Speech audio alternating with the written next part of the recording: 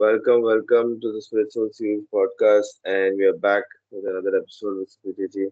And today we're going to continue with the Bhagavad Gita. We're going to start a new chapter, the 13th chapter. So, welcome Supriya Chechi, and I'll just start the incantation. Yeah, sure. Go ahead.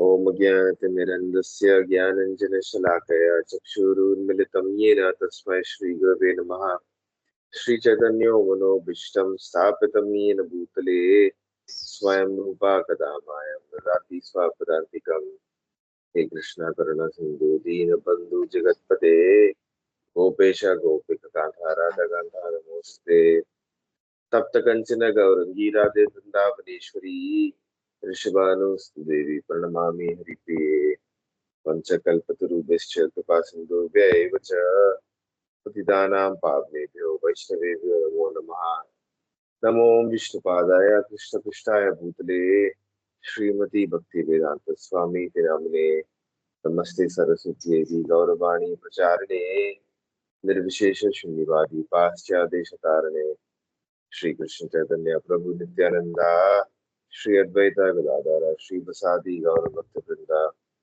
हरे कृष्ण कृष्ण कृष्ण हरे हरे हरे राम राम राम हरे हरे जय राधा माधव जय बिहारी जय राधा माधव जय बिहारी गोपी जन वल्लभ वरदारी गोपी जन वल्लभ वरदारी यशोदनंदन व्रज जन रंजन यशोदनंदन व्रज जन Ranjan Yamuna तीरावनचारि Yamuna तीरावनचारि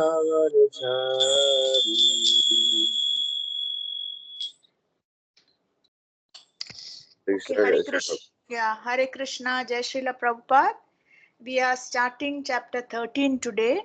And these last 6 chapters of the Bhagavad Gita, what are called the knowledge chapters or the Gyan chapters.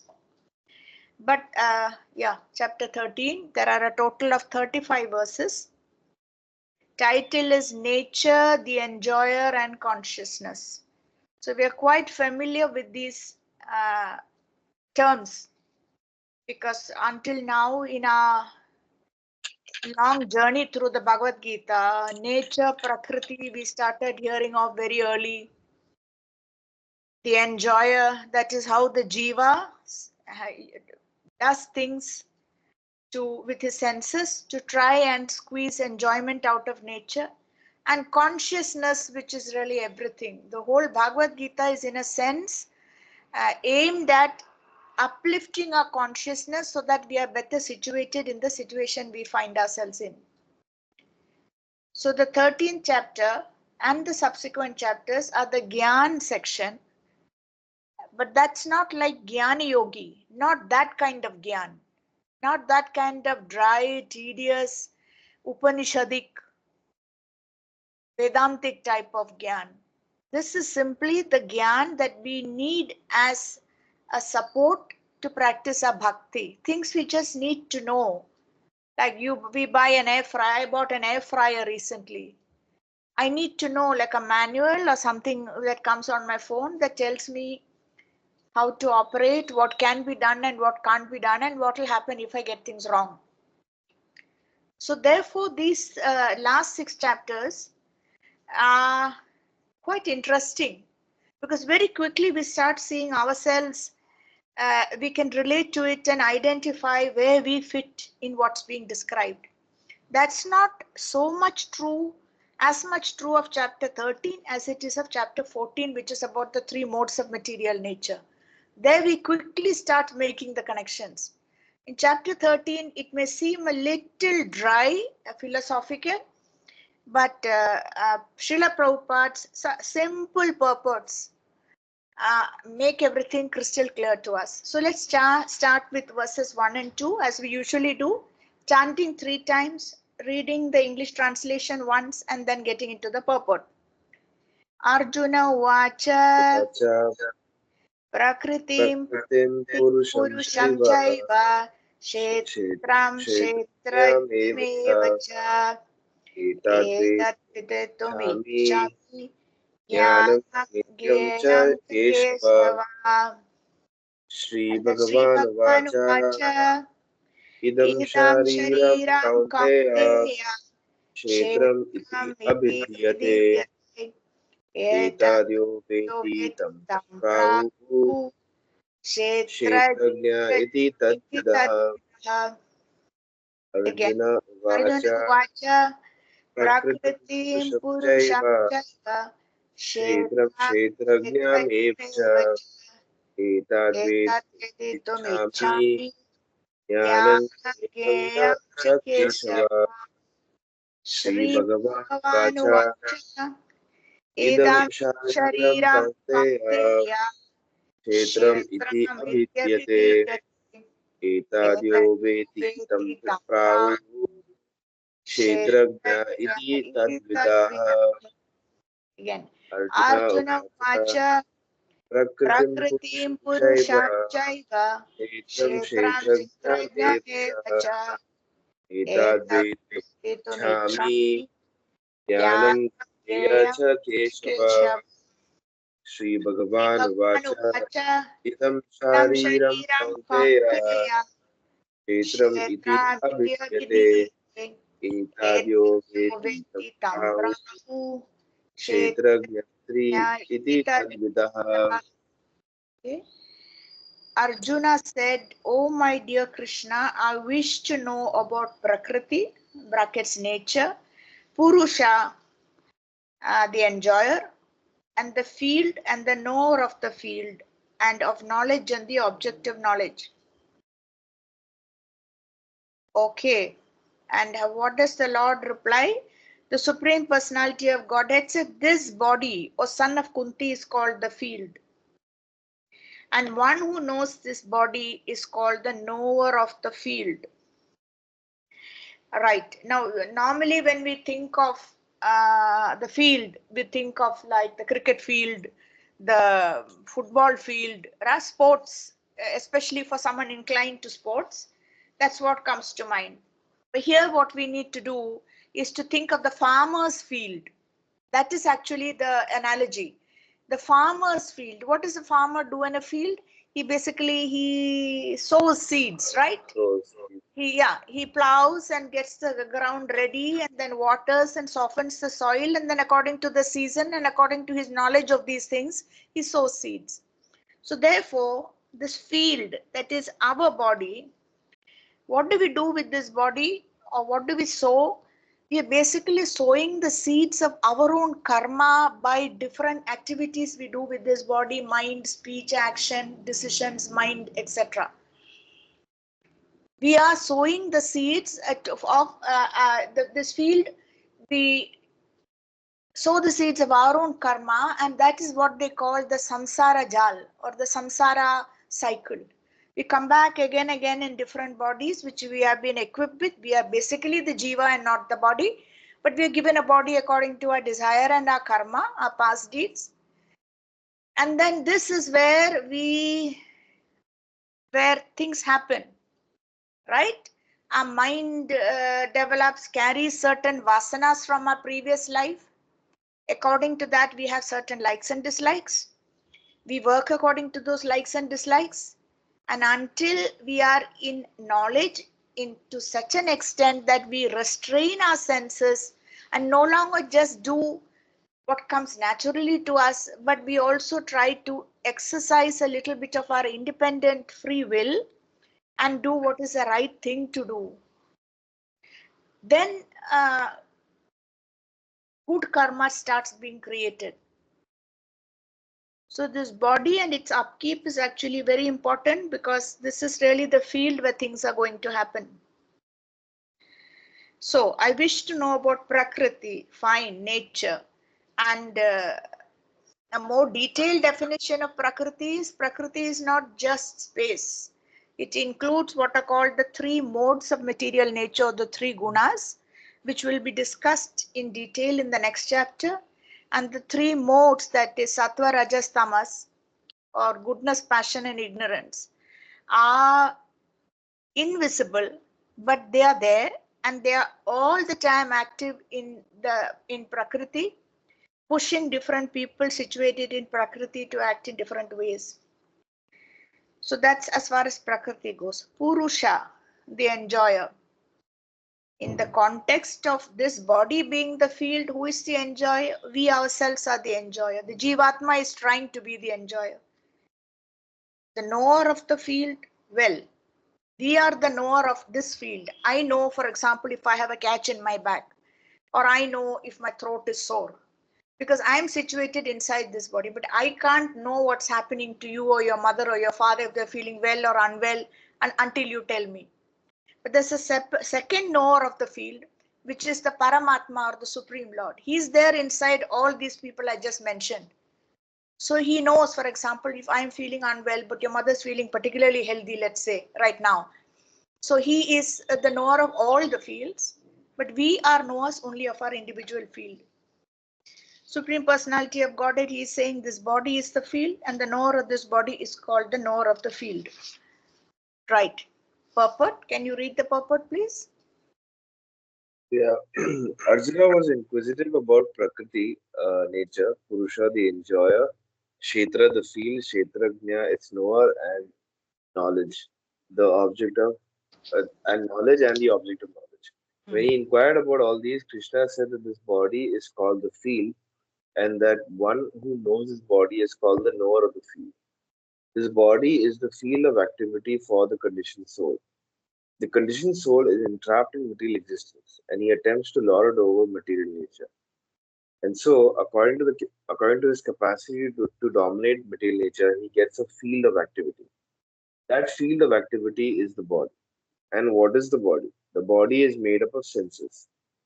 Made of senses. The conditioned soul wants to enjoy sense gratification, and according to his capacity to enjoy sense gratification, he is offered a body or field of activity. Therefore, the body is called Kshetra, or the field of activity for the conditioned soul. Now, the person who should not identify himself with the body is called Kshetrajna, the Who knower of the field. identifies himself with the body, not who should not, who identifies himself with the So, body. it's written here now the person who should not identify. Strange. Who Okay, should not, yeah. they're Yeah, trying go ahead. to introduce two ideas into one sentence in that edition.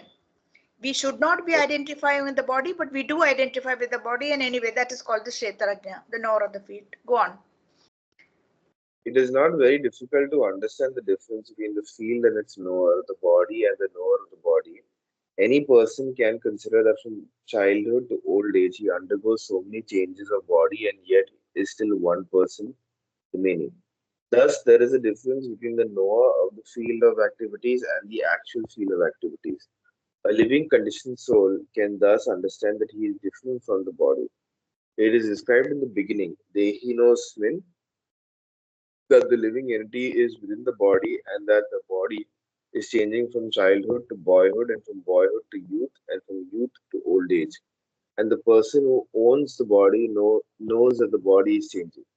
The owner is distinctly Kshetrajna.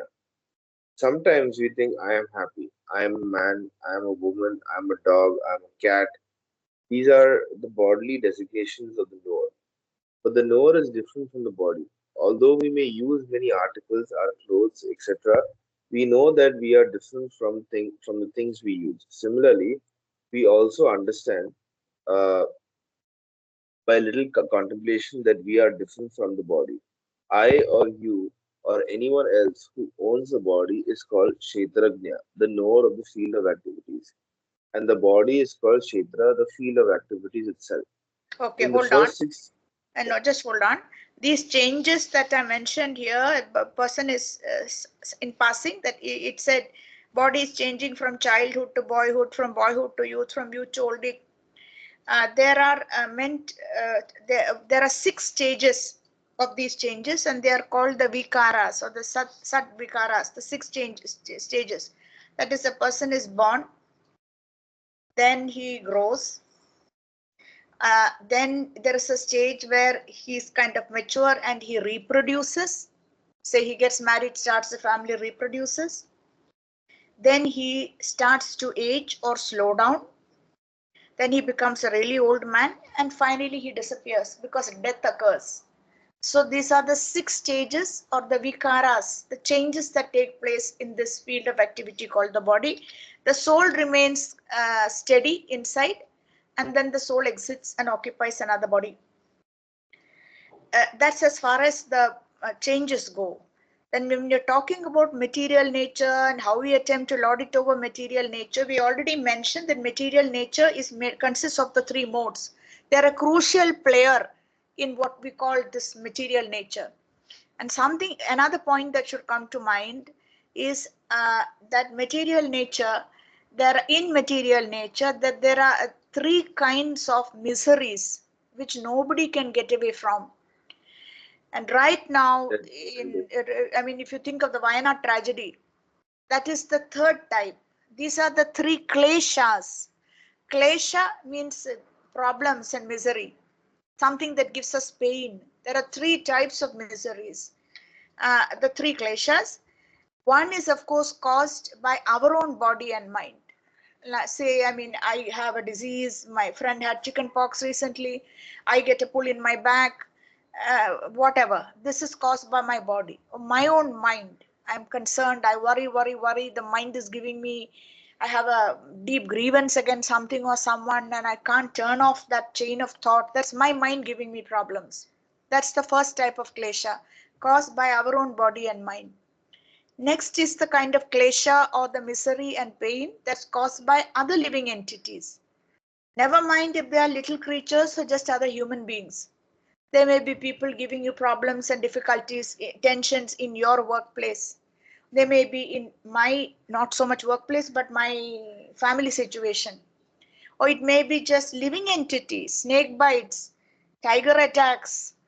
All the time we hear in the uh, especially in Uttarakhand and places like that, in this forested man-animal conflict, elephants attacking and destroying people's lives and family members, uh, reptiles, snake bites. I have a maidservant, she was widowed young, her husband died of snake bite. So that is from other living entities, maybe human beings or maybe even all these other creatures. Third type is the third type of klesha or the misery comes from natural disasters, the power of nature. We can't do anything. And this time now it's the floods in Wayanad. Otherwise it is a forest fires. People are caught in an ISKCON, huge famous ISKCON community in Canada, in British Columbia. It's called Sharanagati. Acres of land are being destroyed. A forest fire started and now they've all been evacuated from there, but houses are gone.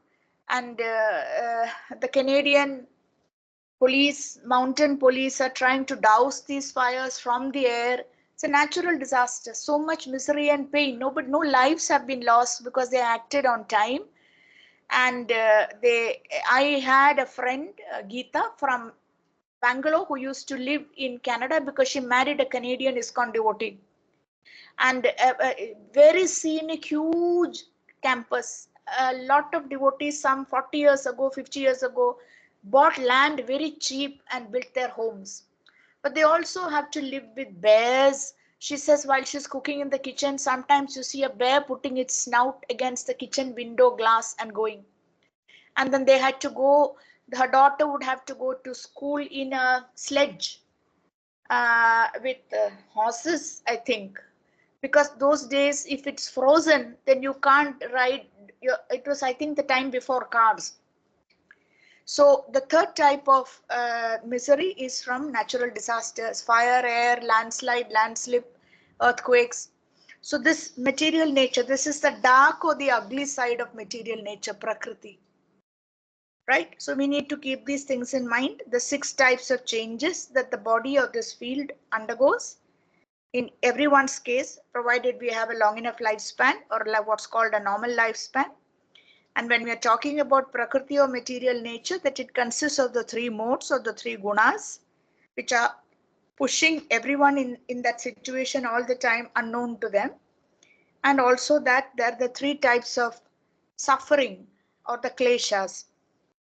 Right, the next paragraph in the first six chapters of the Bhagavad.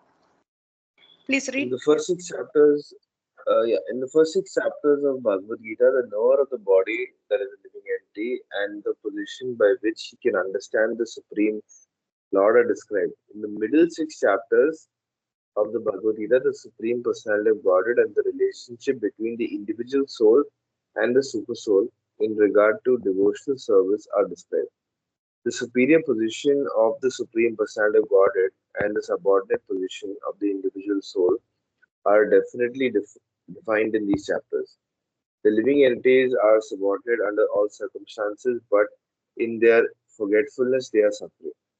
When enlightened by pious activities, they approach the Supreme Lord in different capacities as the distressed, those in want of money, the inquisitive, and those in search of knowledge. That is also described. Now, starting with the 13th chapter, how the living entity comes into contact with material nature and how he is delivered by the Supreme Lord through the different methods of fruitive activities, cultivation of knowledge, and the discharge of devotional service are explained. Although the living entity is completely different from the material body, he somehow becomes related. This also is explained. Okay, this last sentence. Although living entity is completely different from the material body, he somehow becomes related. This also is explained. He is different because naturally when the material body perishes, the soul doesn't perish, it's eternal and just moves on. He is different because the material body suffers pain and so on, but the soul or the living entity is in its original state, Satchit Ananda, that is, it's totally blissful and happy. Just when it gets covered over, it becomes confused, covered over by ignorance, identifies with the material body, and takes that's happening to the material body as very real and therefore experiences pain. This doesn't necessarily just mean physical pain inflicted on the body, it can mean our relationships through the material body, our relatives, the people we feel close to, family, extended family. They do things, they don't appreciate us, they let us down, they cheat us, they take advantage, exploit us. So it's because of that connection that we feel so much pain. And when the same thing is done by someone else, let's say a colleague who we've known only slightly in our office space, of course we feel agitated and upset. But it doesn't stay with us. It doesn't necessarily stay with us the way it does if that hurtful act was done by someone we feel related to through this body. Your mind can justify that action. Like it can justify if you don't know somebody that well, you can justify in your mind that oh I didn't know this person well, so I don't have to worry. I don't have to think too deeply about it and all that stuff. Whereas That's somebody who right. you know very well, you will end up thinking a lot. Why did this person do this to me and all that? So Right, right. Yeah, that is absolutely. Exactly. Because that connection is through the body. And however hard it might be to accept this, Bhagavad Gita is telling us actually that the living entity or the jiva has nothing to do with this body. And the identification in the body is something like in a trance or a dream, we imagine things. Like I dream, I think I've been watching too many wildlife videos. So a couple of days back, or it was something I ate for dinner that didn't suit me, maybe. I was really dreaming like there was a tiger in every room. And I was shutting one door and peeping out, and it was just so funny because the tiger was a big, huge tiger, but it was not pouncing or attacking. But there was a tiger there in the drawing room, and mom was hiding in some other, and then there was another tiger somewhere else. So this is like a dream. It's not possible that there will be a tiger inside these rooms. I mean, I go up there somewhere to the forests and take a risky solitary walk, I may meet a tiger, but not certainly not in a big city inside these flats on the fifth floor. So this is like a complete dream situation. So it's very hard for us to accept this analogy. But what they're trying to tell us that our identification with this body is also completely in a dream like things. Things are happening and we take all this to be real. It's for example, say gold price went down, so some people I know are going quickly to buy because this is, so they're very happy. They bought 5 sovereigns for a granddaughter's wedding that's coming up or that might take place.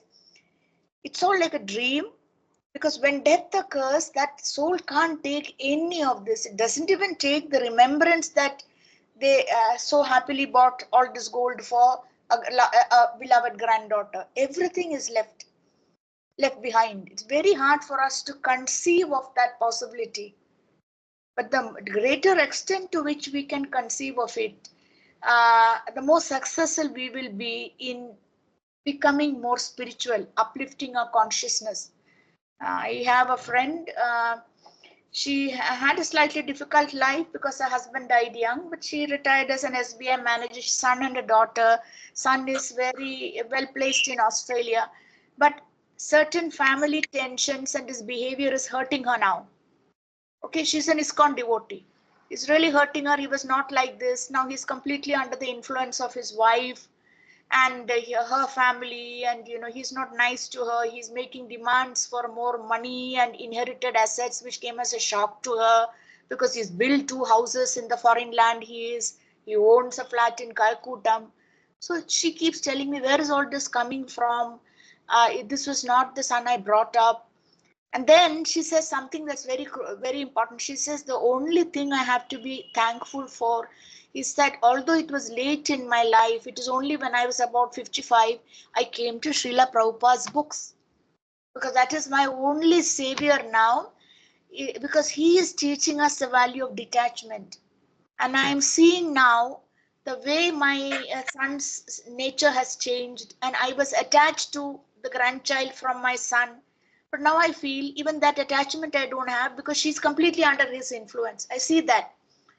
When I went, she says, when she went and stayed in that foreign land with that son, she tried to tell Krishna stories to the grandchild, the older one, and there was some connection. But now she sees the poor grandchild is completely under the influence of the mother and the father and everything they say. So she says, I am an old woman, because this friend of mine is 76. She says, what is there for me to cling on to all these aspirations and hopes? Sorry, she's 68. She's not 76, 68. But and she says the only thing that is a savior is Prabhupada's books, because he hammers home this point about the importance of detachment. It comes with wisdom.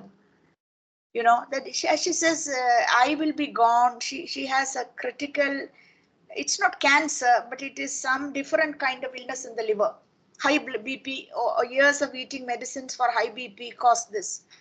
A portal vein can burst anytime. And so she says, I will be gone and once I'm gone, Prabhupada is telling us we'll have no memory. I'll have no memory of the son who changed, his nature changed, who became influenced by his wife, of the grandchild I once was attached to and now I've distanced. I won't have any memory. So why should I waste the remaining time that I have to think about and grieve and hurt myself more?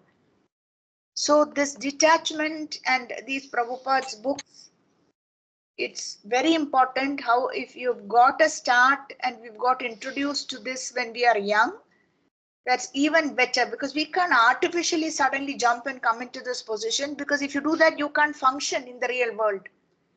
But gradually, in every circumstance and situation, especially when things go wrong, if we take shelter of this, then we are in a good position for the rest of our lives. It's the best investment you can make if you really invest faith in this knowledge and in understanding and accepting it more and more. That's the best investment one can make. My Shiksha Guru, he's no more. He died in Russia. He used to say, if you can somehow make Krishna your friend and your best friend, you will never be at a loss what to do next. Even if the entire world is destroyed and you find you're the only one left on this planet, Still, if you have made Krishna your friend, you will know what you're supposed to do next. This is how drastically he used to put things. He's like put an image. Imagine suddenly finding that the entire world is all over and you're there and you don't know what to do. But if you have really invested steadily, nobody can invest it one shot. Invested means like you put aside 1,000 rupees every month, or if you can afford, and then over so many years it piles up and it increases, then you add, top it up. That's what's called an investment.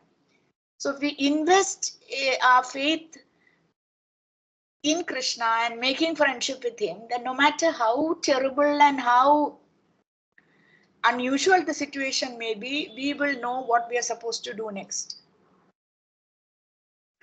Okay, now, right, and here in this purport, the paragraph that you just read, it said there is a passing mention. It says, when enlightened by pious activities, they approach the Supreme Lord in different capacities.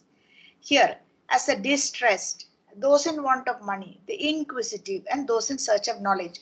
These are the four categories of people who turn their face towards Krishna. And this is coming straight from chapter 7. The verse is, I think, 14. Just look it up.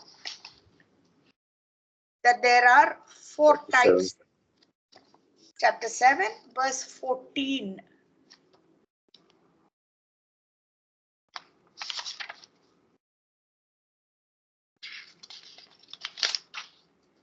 It says the divine Sorry, energy of not 14. 1 minute.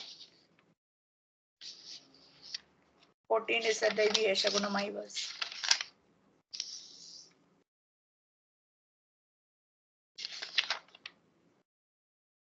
Yeah, 16, the 16th verse. Look at the translation. O best among Bharatas, four kinds of pious men begin to render devotion service unto me: the distressed, the desire of wealth, the inquisitive, and he who is searching for knowledge of the absolute. Okay, we did cover this verse. So those who are distressed, some of us have turned to this because we were distressed. The desirer of wealth, say we lost all our money and we are desperate, we turn.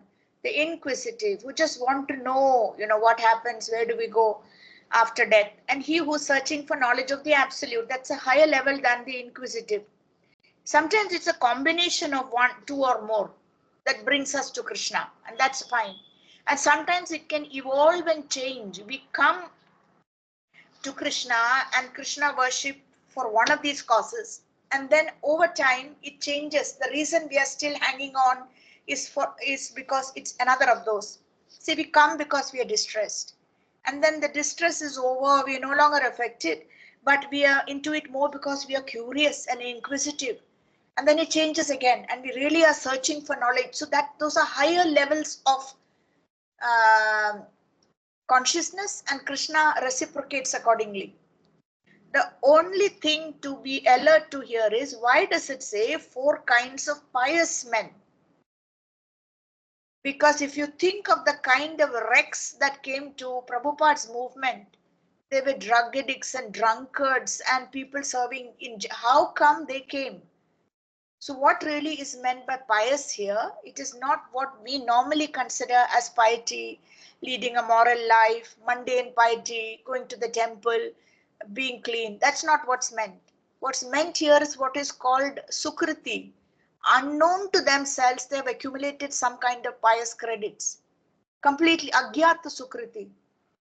That's a crucial factor. When the agyata sukriti, unknown to themselves, either in previous lives or in this life, they do certain things and they agyata sukriti gets accumulated, and then they somehow come in contact with the books or a class or prasadam or a festival or some devotee talks to them.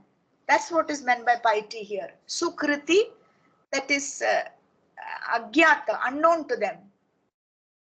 Like, the famous story of the rat that its tail caught fire because it was trying to eat the ghee wick in a temple lamp. And it was a Vishnu temple. And when its tail caught fire, it frantically ran but it ran around the deity so many times, and the deity in his mercy took it as this poor creature is doing parikrama, like going round and round, pradakshina. In Malayalam we say pradakshina, left to right like that, and gave it a human birth in the next life. So similarly, the story is told of Prahalad. The question sometimes is asked, why is he born in a demonic family, and how did he develop such a saintly character, and so on. The story goes that in a previous yuga and in a previous life, he was visiting a prostitute, and it happened to be some very auspicious, an Ekadashi or something. And he was waiting and waiting and waiting for the prostitute who never showed up. So in effect, he kept a whole night fast, either it was the Ekadashi or it was some other very auspicious occasion. So the Lord, knowing as part of his Leela and knowing that Prahlad has all what it takes to be an exemplary pure devotee, gives him birth in a demonic family in the womb of the wife of Hiranyakashipu, and then the whole Leela starts. So that's what's called Agyata Sukriti, some piety that brings you to the Lord. Unknown to yourself, you accumulated that particular pious credit in your bank account. And in Mayapur, you will see we have hordes of tourists coming from local Bengali. They're all fish eaters, and they're all into Kali worship and all kinds of hodgepodge, you can say. Nobody has any ability to think or ask and fear, and it is all Bhaya Bhakti, and they are completely material, and they are attached to the fruits of their labor. They are fruity workers. Uh, they may be completely into family politics and local politics and every other stuff. And the men probably are up to all kinds of sinful things.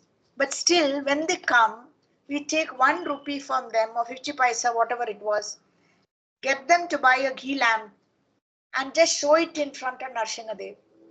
When they come, they obey. They just stand there and then it's given to them. And sometimes I think they say, just put what you want there in the hundi. So even this is part of the accumulation of pious credit or this piety, this Agyata Sukriti, things like this, doing namaskar, attending a arati, doing this in front of the deity, offering maybe just a plate full of tulasi or leaves, it costs 50 rupees or something, and then they take the tulsi back. So in this way, after a few times of this, the pious credit accumulates and they get ready to turn their face to the Lord, and then he gives that instigation, some stimulus. Either they are distressed, some tragedy occurred in their family occurs, or they are the desirer of wealth or the inquisitive, and the rest. So let's get back to the purport we were discussing when we went into this. Chapter 13, verse 3, because there Prabhupada makes a reference to the 3 types, and that's how I went into that section. Yeah. So, Kshetrajnam chapi Kshetrajnam chapi vidhi vidhi. Sarva kshetreshu Sarvashetreshu Bharata Kshetra Kshetrajna Vyo Jnanam Yataj Jnanam Matam Mama again. Kshetrajnam Chapi Mam Vidhi Sarvashetreshu Bharata Kshetra Kshetrajna Kshetrajnayor Jnanam Yataj Jnanam Matam Mama Again. Kshetrajnam Chapi Mam Vidhi सर्वक्षेत्रेषु Bharat क्षेत्र क्षेत्रज्ञायोर् ज्ञानं यतज् ज्ञानं मतं मम. O Sion of Bharata, meaning coming in that line, you should understand that I am also the knower in all bodies. And to understand this body and its knower is called knowledge. That is my opinion. I am the knower in all bodies, we already discussed, because as Paramatma, he is sitting in everyone's body and he knows what's going on inside these different fields. But to understand this body, meaning literally Arjuna has to understand what's happening inside him. and its knower is called knowledge. That is my opinion. It's really what this whole chapter is going to drive home is that a real knowledge is to be able to tell the difference between body and soul. That's all, put very simply. So it goes on and on and on about this. This is the field, you are the knower, but you know only your body. But there is another knower sitting there. He knows not only what goes on inside your body, but in all the bodies because he is the Paramatma. So there are two knowers. Now, in the field, are there two fields? Yes, the answer is again yes. How? Because there is the body which is the field, but there is also material nature which is the field, the bigger field, in which we play games and do all kinds of bad and good things and create karma. Right, purport. While discussing, oh, big one. While discussing the subject of the body and the knower of the body, the soul and the supersoul, we shall find three different topics of study: the Lord, the living entity, and matter. In every field of activities, in every body, there are two souls. Sure, we know that. The individual soul and the supersoul, that is the Atma and the Paramatma. Because the super soul is the plenary expansion of the Supreme Personality of Godhead Krishna, Krishna says, I am also the knower. But I am not the individual knower of the body because that is you, Arjuna. I am the super knower. I am present in every body as a Paramatma or super soul, right? This is fairly straightforward to understand. Okay, please read from there.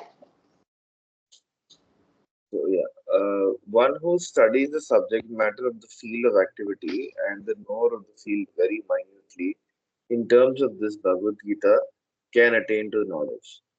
The Lord says, I am the knower of the field of activities in every individual body. The individual may be the knower of his own body, but he is not in knowledge of other body, in a knowledge of other bodies. The Supreme Personality of Godhead, who is present as the Supersoul in all bodies, knows everything about all bodies. He knows all the different bodies of all various species of life. A citizen may know everything about his patch of land, but the king knows not only his palace but all the properties possessed by the individual citizens. Similarly, one may be the proprietor of the body individually, but the Supreme Lord is the proprietor of all bodies. The king is the original proprietor of the kingdom, and the citizen is the secondary proprietor. Right. Similarly, the Supreme Lord is the supreme proprietor of all bodies. So here we have a kind of another analogy that's given, like how the king, there is a king and the citizen and the kingdom. I mean, the king is controls the whole kingdom, and the citizen, I guess, is there. He has his little share in the kingdom of land or whatever property. Carry on. The The body, body, the body consists of the senses. The Supreme Lord is Rishikesha, which means the controller of the senses. He is the original controller of the senses, just as the king is the original controller of all activities of the state. The citizens are secondary controllers. The Lord says, I am also the knower. This means that he is the superknower. The individual soul knows only his particular body. In the Vedic literature, it is stated as follows: Kshetrani hi sharirani bijam chapi subhashubhe tani veti sa yogatma tata kshetrajna uchyate. This body is called the Kshetra, and within it dwells the owner of the body and the Supreme Lord, who knows both the body and the owner of the body. okay, 1 minute. Therefore, When we are just 1 second, please, so that when we are talking about these two dwelling inside the body, right at the start of our Bhagavad Gita classes, I think there was an analogy drawn from the Mundaka Upanishad. Maybe I don't remember. Do you remember the analogy of the two birds? yeah, one is sitting like one is the one bird is like sitting on the branch, the other was observing the other Right. bird. Yeah, Yeah. Yeah. You can and you expand yeah, little more?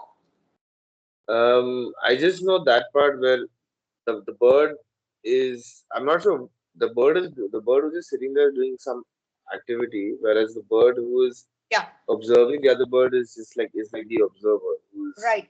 who's a super soul Right, who's like right, right. Yeah, that's yeah. the super soul. He's the Sakshi, or he's witnessing what the other jumping bird is doing. The other bird is jumping from branch to branch, tree to tree, tasting different fruits. Sometimes the fruits are sweet and sometimes the fruits are bitter or they don't taste good.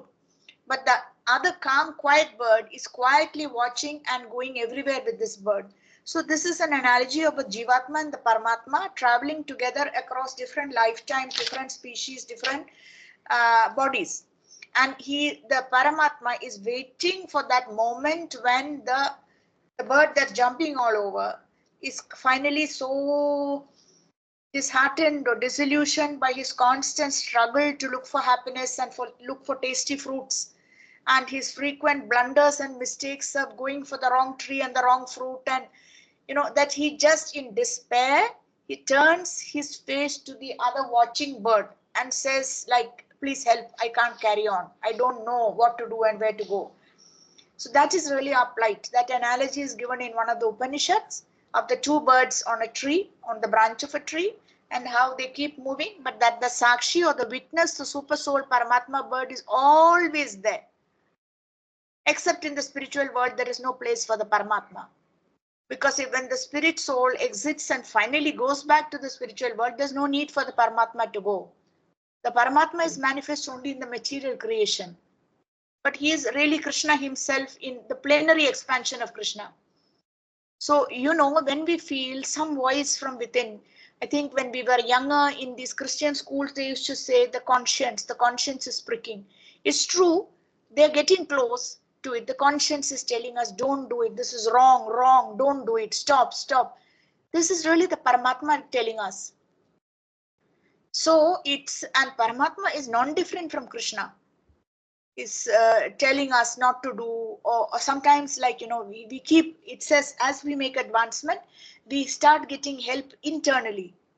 Something happens or we suffer and the next minute we know why we are suffering. That this is the result of that XYZ, something I did, said, hurt, something I deliberately shoved at another person, or of course we can't watch ourselves from minute to minute because then we'll go mad. I mean, we are not sages sitting in the Himalayas just watching our thought process. That's not our method. But we should just know that the Paramatma is inside us always. And especially the Lord Chaitanya movement and Gauranga and Mahaprabhu, he came down. Even if we make a little bit of effort, or we think we are going to do something, but we are not able to do it, he still gives us the credit for the act because we at least thought of doing it. Because the Kali Yuga is such a difficult age. It's called the Iron Age, where everything stops people from going on the right track. So even if we thought of doing something good but never got around to doing it, Chaitanya Mahaprabhu in his kindness and compassion just says, okay, 5 marks, 10 marks. He or she at least thought of doing it even if they never got around to doing it. That is how magnanimous it is. And we do see it sometimes, people who've done, you and I may not be in that category, but lot of devotees, especially coming from the West, who did all kinds of heinous stuff. Nobody told them these are wrong things to do. And they live like animals. And then they just sit and weep after they come to this and change their lifestyle. They just weep and weep that they have done so much wrong. But then how do they come and how do they get to live on in a holy place and live a very happy and fulfilled life later? It's because this Chaitanya Mahaprabhu gave the key to what they call the treasure chest of bhakti. He just gave it, because if he is going to wait for people to qualify themselves to get the bhakti in this iron age, it's not going to happen. It is not like a Ramachandra worship who is Maryada Purushottama. You have to get things right before you get his mercy. Krishna is more lenient, but Krishna can also be very tough and punishing. But Chaitanya Mahaprabhu is like an incarnation of compassion and mercy, right? I see. Want to just Yeah. make one point that like sometimes Yeah. even when like Western people, like when they come into Krishna consciousness, they all, I feel like sometimes they get they're able to become like really very good devotees, like people Right. generally from outside of India, not just Yeah. West, I would say, like in various other parts of the world also, like people who come into Krishna consciousness, like they become like really good devotees, sometimes better than a lot of like Indian devotees Right. also, I would say, Yeah. because they are only like focusing on the message of Chaitanya Mahaprabhu, which is like, the love of Krishna. Whereas for a lot of Indian devotees, like you grow up like, praying to different gods, and you grow up praying to, like, let's say Shiva, or you grow up under like listening to various stories about like Sure, Lakshmi or Ganpati or sure. whoever else. So you can, like, there's still that idea of like, oh, I have to, it's, I want to give my love to all the gods. Right, Uh, but like, including Krishna, but also everybody else also. So there's like right, this right. thing of trying to please everybody. But in the process, sometimes, like, um, like, like you might end up wasting a lot of time, to put it in a Sure. better way, like, just to, doing other lot of other activities. Whereas people in the Western country, like, they don't know anything about, they probably don't know anything about Shiva or any other Right. god or any other deity or any ritual tradition, anything. They have no idea. They only know that, they probably only know the Hare Krishna Maha Mantra, and they know the story of Chaitanya Mahaprabhu maybe, and they get into chanting and doing japa beads and all that stuff. So a lot of the times it's more easier for them because, baggage. There's nothing like coming in their mind like, oh, I have to do this also. Um, Absolutely. like sometimes, like, you might have, like, you may be into Krishna consciousness, but like your parents or your family members might pray to some other god, Sure, and you have to like respect that also. Like you have to, sure, sure. do that puja for that. You have to go and do something like that. So you feel like, oh, I have to engage there also, here also. It's like, that's the thing. Sure, sure. They don't have the baggage that we carry, but it's true. But they have other demons to fight. Their Western culture, the big Yeah, demon is this voidism and impersonalism, null and void, zero. Even the most advanced countries, advanced meaning very high quality of life. I suppose I mean the Scandinavian countries, I mean Sweden, Switzerland. Uh, when it comes to God, whatever name you might call him by, there's nothing there. There's absolutely nothing there. They're just so successful without that whole concept of God that that's a very dangerous demon to coming along with you, walking along with you, because they grew up, not to mention the communist countries which are constantly telling you that you're a fool to believe in God. Who gives you this bread? Look, it's we, the state, the communist leader. The It is, where is God? Where is God? That is different. That is an extreme form of atheism. But I mean, even in these other countries where atheism may not be so obvious and so visible, the underlying factor is that you can be extremely successful and have a very good life in a very beautiful country, and you can be personally also very beautiful and rich and happy and materially successful, and there's no need really even to think of God. So that's a demon that comes with them. And I think they are also frightened of demons pulling them back. So it's a fact that when they come to Krishna, they are often in, like we even see in those vlogs, the videos that are put out by this I Love Mayapur couple and their two children. They just so genuinely, you watch some of those. I Love Mayapur, there's this, I think they're from Eastern Europe, I'm not sure. But they are so happy just to be practicing, whether it is in Vrindavan or in Mayapur. So each soul's journey, it's difficult actually to know, but it's also quite fascinating. Like if you get on Facebook and type Samba Das, Sambads, his Western name is also given. He's Greg Clark, Gregclark, Sambadas, Sambadas, two words. And then in the same sentence, write Greg Clark and look on Facebook, Clark. And you have to look on Facebook. That's it. Yeah, just type there. Okay, this is it, right? You can get in later. He's married to a Mauritian lady. He built that wooden house, and he's now an elderly person.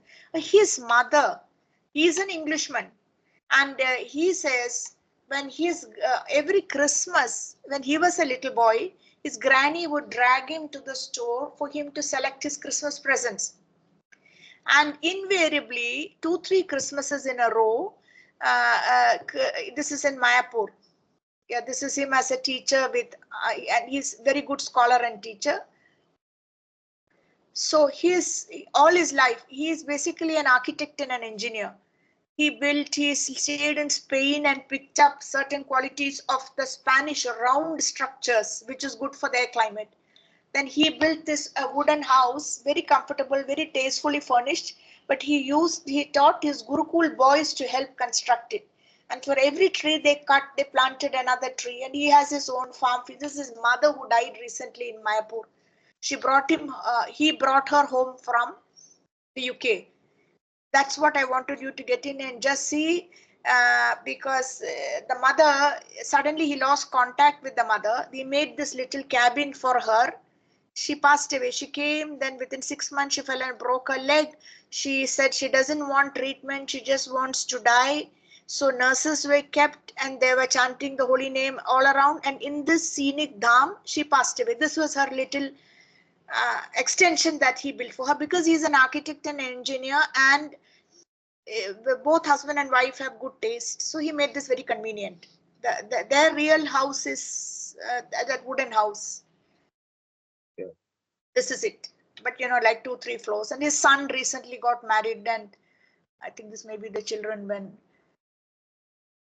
Right. So all this journey started because he says as a little boy, his granny used to drag him to the stores to pick up stuff. And he would see the Hare Krishnas doing, this is his house. That Yes. wooden house, that one. It's actually very, very interesting because all around it's Mayapur, just behind the Gurukul. This is not his house. This is some other part, and they've done some drama.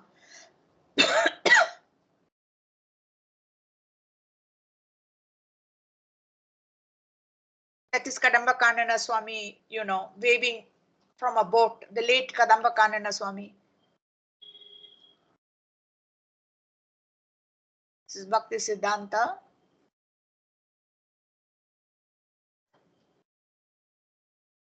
This is Samba Prabhu at some puja. That's why he's wearing this headgear. I think it is a son's wedding.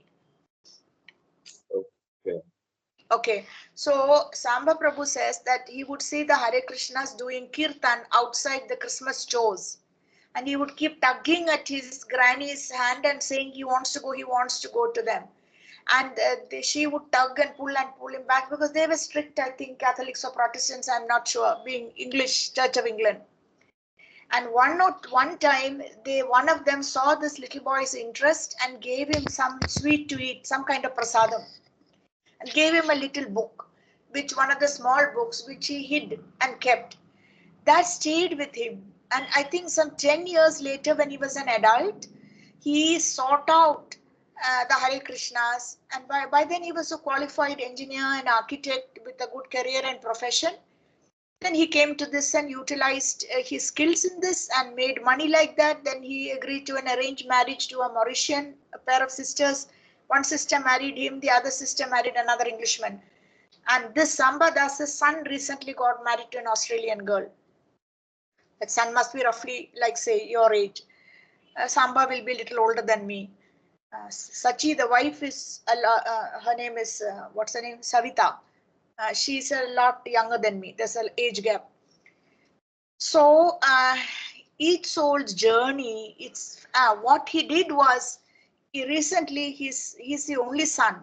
So he had some inheritance, etc., from a unmarried aunt. Then his own mother, in the UK, suddenly she stopped communicating. So he got very worried because she wasn't answering the phone. He asked some neighbors to go, the local police there, to look her up. And they figured out that she suddenly gone down with some kind of dementia.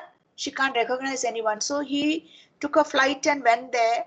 and I think he that revived her consciousness a little, and he brought her, and as I told you, kept her here.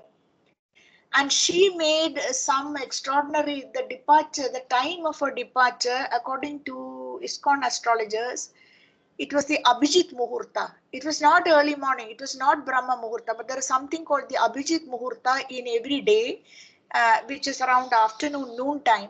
Abhijit means that you can't, unconquerable. So there were different planetary positions, and they said she's definitely got a very good destination just by virtue of the sacrifices Samba made. And when we say sacrifices, they always seemed a very happy and prosperous couple. So I sometimes even wonder what was the sacrifice. Maybe he gave up a completely material life. But like you said, they didn't have the baggage like we Indians have. I can appreciate fully what you're saying. In fact, in our puja room, we have a big, beautiful photo of the Shiva Parvati family. You know, Shiva with mustache, because and Parvati and the two children, Ganesh and Subramaniam. And because Kartikeyan, my mother and my mother's grandfather, and even I to a great extent was a Shiva Bhakta for much of my life. So we didn't throw out that photo. It's very much there. And in fact, my mother worries after her time, what will we do? Will the local Shiva temple accept it, etc. So it's natural. We can't, like you say, we are pulled in different directions. The family expects us to also pay respects and go with them to visit. Some of it we have to do, you know. But wherever we are internally in our consciousness, even with Lord Shiva, after all, I went back to Varanasi recently because, and I prayed at the Shiva temple there because that was where my Krishna consciousness began. That is where someone asked me why I don't read the Bhagavad Gita and so on. So each of us has our demons which we have to tackle in some way, and the Westerners, for them, the big demon is this impersonalism and voidism. Everything is just shunya. All their philosophers, you know, who have played a major role in shaping the thought process of whole generations. The famous philosophers, Nobel Prize winners, it's all null and void. They're searching for a possible God, but they're not really sure he exists. And that's why Srila Prabhupada's pranam mantra that we chant, if you remember, it says Shunyavadi, Paschatya Deshatarine. The second line, Shunyavadi, that the instruction Srila Prabhupada was given by his guru, Bhakti Siddhanta, goes to Paschatya Desha, the Paschim Deshas, the Western countries, and to save the souls who believe in Shunya, that is zero, that everything finally is zero, a null and voidism. Right. Actually, Yeah. like I have a colleague in my company, so he's a Muslim, so we spoke about philosophy, however, like about what his philosophy in his the kind of like religion in his practices. Yeah. In what I understood is like in the Islamic philosophy, it's like Yeah. it's very similar to the you know the non-dualistic philosophy where they don't actually believe in an idea of a form of like a god with a form. Yeah. They don't believe that that there is actually somebody called like a Sure. person called Allah, or whoever it is. They believe in the idea that Allah himself is, or Allah is like a formless sort of entity. So their philosophy is actually way more impersonal in one sense Personal. than personal. Like compared to, I would say like the Christian philosophy is a bit more personal in the sense that they Right. are kind of they believe that Jesus was real and did come and was a person and did come and do miracles and do all these things and all stuff. I'm not sure about Jude. The I'm not sure about the Jewish people. Yeah, yeah, come on. So I'm not sure about the Jewish people or whoever. Like, I'm not sure whether they believe that. Uh, I think who's the god for the Jewish people? I think it's who's the god? Like, do you know who the god for the Jewish people is? Like, Basically, it is just a difference between the Old Testament and the New Testament oh, for okay, the Jewish people. oh, It's okay. the Old Testament, and that there is, I think for the Jews, it's still, you want to check? It is still Isn't it yeah, something like Yahweh or something? right. Uh-huh. As far as I know, they are the people who have set faith by the Old Testament. Let's see, God of the Jews,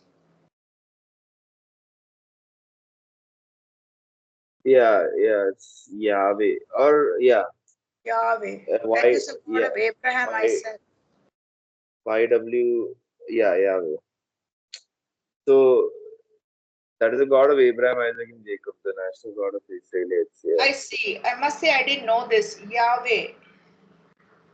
that's what Uh, I thought. Like Yahweh is what they consider to be as like their God, and that is also like a personal type of God that they believe in. right, So yeah, and I think they look down like a lot of them like at least in the sense of what I understand from the Christian philosophy and even like the Judeo-Christian philosophy is right, that they are like I think they might be I feel like on like if if you had a scale of like personal impersonal they right, might be on the extreme end of that personal philosophy in the sense that they believe that this God came here and they have this idea they have they strongly believe that he did all these things and did all that stuff and right, they completely reject that other side of philosophy which is the impersonal philosophy.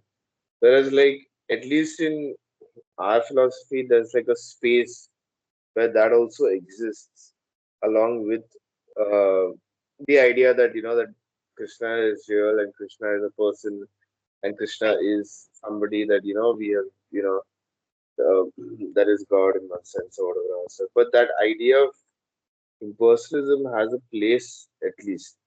But right, right. it's like, I would say it's there a lot because of how people have actually explained that philosophy very well. Like it's Uh-huh. it's largely there because of that. Otherwise, like I feel like people would get very.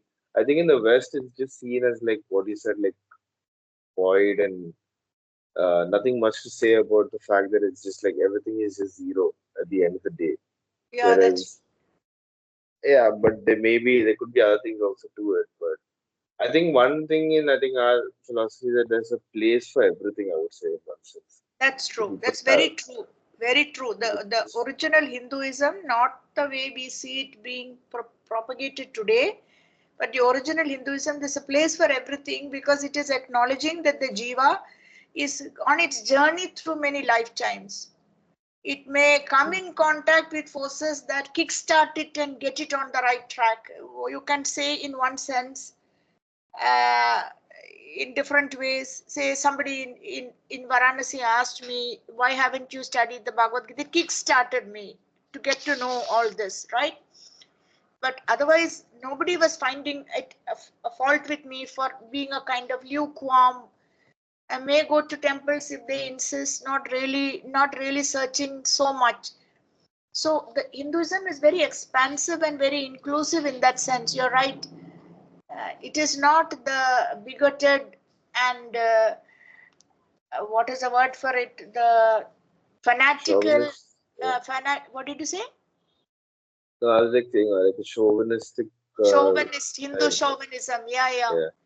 It's not meant to be like that at all. In its original form, it is. It can absorb all types into it. Mm. But I'm saying by comparison with Islam, where somehow I think one of the tenets of the now dominant Islam, that may not be how it was originally meant to be.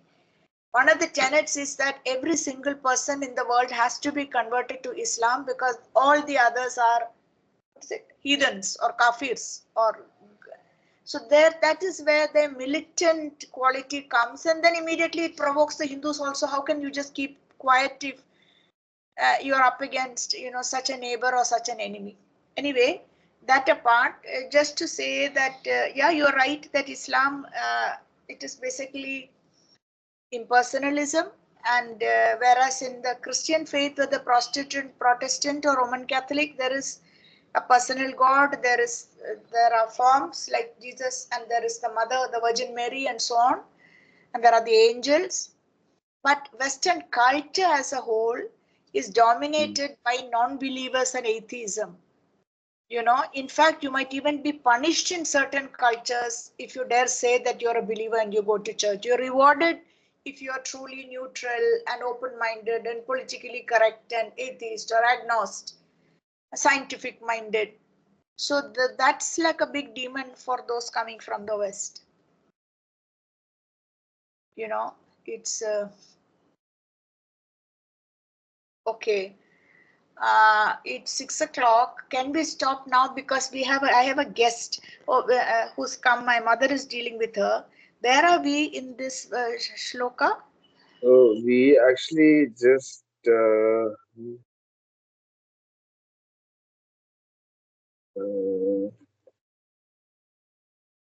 I think we only did the translation. Okay.